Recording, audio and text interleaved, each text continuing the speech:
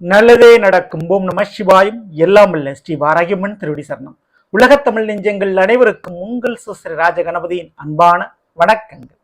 இன்றைய பதிவில் கும்பராசி சதய நட்சத்திரத்தில் பிறந்த நண்பர்களே, வாழ்க்கையில எல்லா விஷயத்திலும் நம்ம தோத்து போக மாட்டோம். எல்லாராலையும் நம்ம ஏமாற்றப்பட மாட்டோம். எல்லா விஷயத்திலையும் நமக்கு நஷ்டம் ஏற்படாது. சில விஷயங்கள், சில நபர்கள். அப்படி உங்களுடைய வாழ்க்கையில விழுந்தால் எழ முடியாது, இழந்தால் பெற முடியாது. உங்களுடைய பணம், நேரம், சொத்து, இந்த ரெண்டு பேர்கிட்ட இல்ல இந்த ரெண்டு விஷயத்துல இழப்பதற்கும் போனா திரும்ப கிடைக்காததுக்கும் வாய்ப்பு உண்டு. அப்படிப்பட்ட அந்த இரண்டு விஷயத்த தெரிஞ்சு வச்சுக்கிட்டீங்கன்னா நிச்சயம் பல தோல்வி, பல நஷ்டம், பல கஷ்டத்துல இருந்து நீங்க தப்பிச்சுக்க முடியும். சோ இது கோச்சார பலன் இல்லைங்க, உங்களுடைய ஜாதகப்படி உங்களுடைய நட்சத்திரப்படி நடக்கக்கூடிய நிஜ பலன், ஜென்ம பலன். ஸோ பதிவை ஃபுல்லா பாருங்க. மேலும் நம்ம சேனல்ல ஏற்கனவே கும்பராசி சதய நட்சத்திரத்தில் பிறந்த உங்களுக்கு ராகு கேது பயிற்சி பலன்கள் மற்றும் குரு பயிற்சி பலன்களை பதிவிட்டாச்சு. பார்க்காதவங்க சேனலை போய் பாருங்க, கண்டிப்பா யூஸ்ஃபுல்லா இருக்கும். மறக்காம நம்ம சேனலை சப்ஸ்கிரைப் பண்ணிட்டு கூட தர பெல் ஐக்கான பிரஸ் பண்ணிட்டு பக்கத்துல ஒரு ஆளுநர் பதிவை தவறாம செலக்ட் பண்ணிச்சுங்க. உடனே நான் பதிவிடக்கூடிய அடுத்தடுத்த பதிவுகள் உங்களுக்கு உடனுக்குடன் நோட்டிபிகேஷனாக வந்து சேரும். கும்பராசி சதய நட்சத்திரத்தில் பிறந்த நண்பர்களே, கும்பராசியில அவிட்டம், சதயம், புரட்டாதி 3 நட்சத்திரங்கள் இருந்தாலும் சதய நட்சத்திரமான உங்களுக்கு மிகச் சிறப்பு உண்டு. என்னன்னு கேட்டீங்கன்னா, வாழ்க்கையில எப்படினாலும் ஒரு உயர்ந்த இடத்தை, உயர்ந்த நோக்கத்தை, உயர்ந்த லட்சியத்தை நீங்க வைத்திருப்பீங்க. அந்த இலக்கை அடையிறதண்டிக்கு தொடர்ந்து முயற்சி வச்சுட்டே இருப்பீங்க. வாழ்க்கையில எவ்வளவு ஒரு கஷ்டம் வந்தாலும் சரி, கை நீட்டி கடன் வாங்கக்கூடாது, அடுத்தவங்கள்ட்ட கையேந்தி இருக்கக்கூடாது அப்படின்ற ஒரு நிலைப்பாட்டில் உறுதியா இருக்கக்கூடியவங்க நீங்க. மற்றவங்களுக்கு கொடுத்து வாழணுமே தவிர மற்றவங்க நம்ம கேட்டு வாழக்கூடிய ஒரு சூழ்நிலை நம்ம இருக்கவே கூடாது அப்படின்ற அந்த கௌரவத்தை காப்பாற்றக்கூடியவர்கள், நிலைநாட்டக்கூடியவர்கள் நீங்க. சரி, அப்படிப்பட்ட உங்களுக்கு உங்களுடைய நட்சத்திரத்தின் அடிப்படையில் ராகு பகவான் தான் உங்களுடைய நட்சத்திராதிபதி. கும்ப ராசிக்கு அதிபதி யாரு? சனி பகவான். இந்த சனி ராகு ரெண்டுமே ஒரு நட்பு கிரகங்கள் தான், ஒரே காரகத்துவ கிரகங்கள் தான்.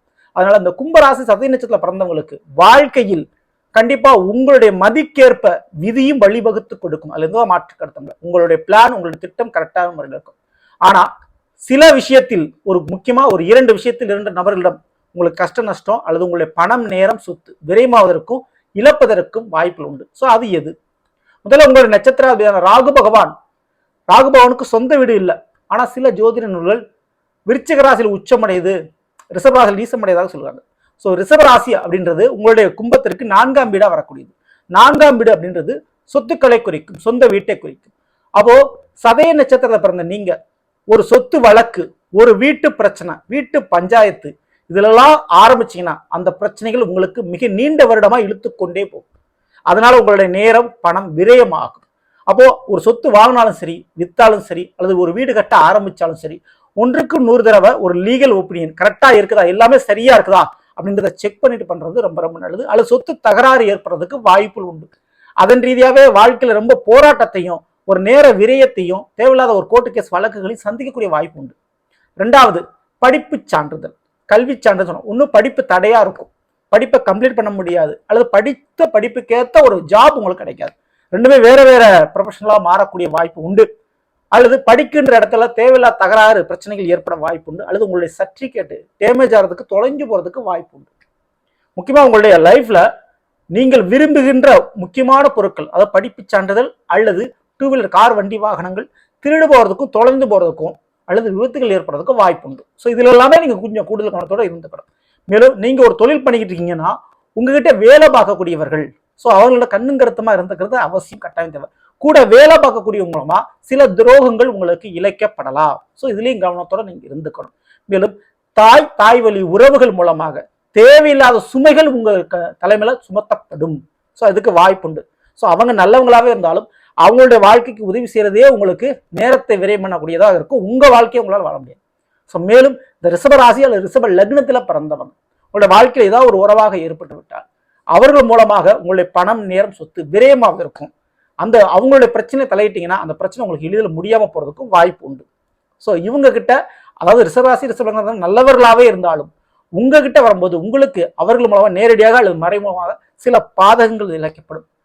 அவங்க கிட்ட ஒரு போட்டி, ஒரு தகராறு, ஒரு கோர்ட்டு கேஸ், ஏன்னா எதிரியா நீங்க பாவி சண்டை போட்டுருக்கீங்கன்னா அவங்க கிட்ட நீங்க ஜெயிக்கிறது ரொம்ப ரொம்ப கடினம். சரிங்களா? இதற்கு அடுத்து பாத்தீங்கன்னா, இந்த கும்ப ராசிக்கு அதிபதி யாரு? சனி பகவான். அவர் மேச ராசியில நீசம் அடைகிறார். நீசம்னா என்னங்க? பலம் இழந்து போகுது. ஒன்றுமே இல்லாம மாறுது. ஒரு அதோட பாதாள குழியில விழுகிற மாதிரி அர்த்தம். மீண்டு வரவே முடியாது. ஸோ அதுதான் நீசம், ஒன்றும் இல்லாமல் போகுது. அப்ப 3ஆம் வீடு அப்படின்றது தைரிய வீரிய விஜயஸ்தானம், சகோதர ஸ்தானம். அப்ப இந்த சதய நட்சத்திரத்துல பிறந்தவங்களுக்கு இந்த கூட பிறந்தவங்களால நீங்க எதிர்பார்க்கிற சப்போர்ட் உதவி அவங்களால கிடைக்காது. அவங்களாலே பல பஞ்சாயத்தை நீங்க அனுபவிக்கிற சூழ்நிலை இருக்கும்.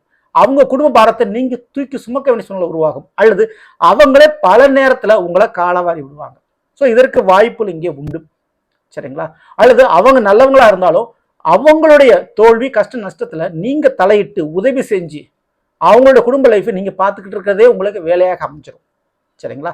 ஸோ இது ஒரு பக்கம் இருக்க, தேவையில்லாத புரளி வதந்தின்னு சொல்லலாம். உங்களை பற்றி தேவையில்லாத ரூமர் போன்ற விஷயங்களால குடும்ப வாழ்க்கை பாதிப்படைய வாய்ப்புண்டு. தேவையில்லாத சந்தேகம் சொல்லலாம். ஒன்று உங்களுக்கு உங்க வாழ்க்கை துணை ஏற்படும், அல்லது உங்களுடைய வாழ்க்கை துணை சம்பந்தப்பட்ட தேவையில்லாத புரளிகள் வதந்திகள். ஸோ அதனால பிரச்சனை எழக்கூடும். அடிக்கடி வீடு மாறுறது. சரிங்களா? நிலையான ஒரு வீட்டில் இருக்காம அடிக்கடி வீடு மாறுறது விஷயம், இதனாலே விரயங்கள் ஆகும். அதே பயணத்தால் நிறைய பண விரயங்கள் ஏற்படும். நிறைய பயணம் பண்றீங்க, நிறைய அலையிறீங்க, விரயங்கள் ஏற்படும். அதே போல பணம் ரொட்டேஷன், கடன் கொடுத்தது வாங்குவது, இது ரொட்டீனா ஓடிக்கிட்டே இருக்கும். ஒரு கடன் ஒருத்தனை கொடுக்குறீங்கன்னா அது சீக்கிரம் உங்களுக்கு கம்ப்ளீட் ஆகாது. அவங்க திருப்பி கொடுக்கறதோ உறுதியான முறையில் சீக்கிரமா உங்களுக்கு கிடைச்சிடாது. அதனால ஒரு பிரச்சனை பஞ்சாயத்து இங்கே அனுப்பிச்சிட்டு இருக்கோம். அப்போ பணம் ரொட்டேஷன், கடன் கொடுக்கறது இல்லை வாங்குறது, இப்படி ஏதேனும் ஒரு வழிகளில் அது ரயில் பெட்டி மாதிரி தொடர்ச்சியாக உங்களுக்கு போய்கிட்டே இருக்கும். ஸோ அந்த விஷயங்களும் உங்களுக்கு குயிக்காக முடியாது.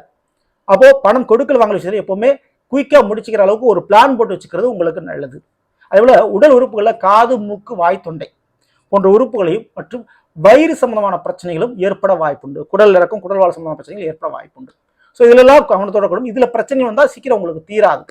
அந்த பிரச்சனைக்கு, அந்த நோய்க்கு வருடம் முழுவதும் மாத்திரை மருந்து சாப்பிட்டுட்டே இருக்க சூழ்நிலை உங்களுக்கு உருவாகும். சரிங்களா? இதுல கவனத்தோடு இருந்துங்க. மேலும் இந்த கும்பராசி சதய நட்சத்திரம், இந்த கும்பராசி மேச ராசிக்கு கரெக்டா எண்ணி பார்க்கணும். காலபுருஷத்துடைய முதல் ராசிலிருந்து பார்க்கும்போது 11ஆம் வீடாக வரும். அப்போ பணப்பழக்கம் சற்று அதிகமாக இருக்கக்கூடிய ஒரு ராசி தான். ஸோ அதுல சதய நட்சத்திரம் அதுக்கு உரியதான ஒரு நட்சத்திரம். அப்போ ஃபைனான்ஸ், அக்கௌண்ட்ஸ், ஆடிட்டிங் மற்றும் பேங்க் சம்பந்தமான துறைகள் மற்றும் பணப்பழக்கம் அதிகமாக இருக்கக்கூடிய எந்த ஒரு துறையாலும் நீங்க ஈடுபடக்கூடிய வாய்ப்புகள் இங்கே உண்டு. மேலும் மேச ராசி இந்த மேச லக்னத்தில் பிறந்தவங்க, ரிஷபராசி ரிஷப லக்னத்தில் பிறந்தவங்க. ஸோ இந்த 2 நபர்கள் மூலமாக உங்களுடைய வாழ்க்கையில் அவர்களுக்கு தெரிந்தோ தெரியாமலோ அல்லது அவங்க நல்லவர்களாக இருந்தாலும் உங்களுக்கு அவர்கள் மூலமாக உங்களுடைய பணம், நேரம், சொத்து விரயமாவதற்கு வாய்ப்பு உண்டு. ஸோ அவங்களுடைய விஷயத்துல பெரும்பாலும் தலையிடுவது அப்படின்றத நீங்க குறைச்சிக்கிறது தவிர்க்கிறது ரொம்ப ரொம்ப நல்லது.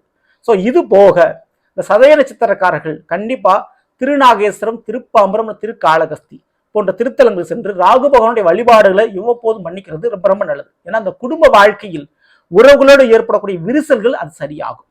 சரிங்களா? அதே போல ராகுகால பூஜை கண்டிப்பா அட்டன் பண்ணணும்.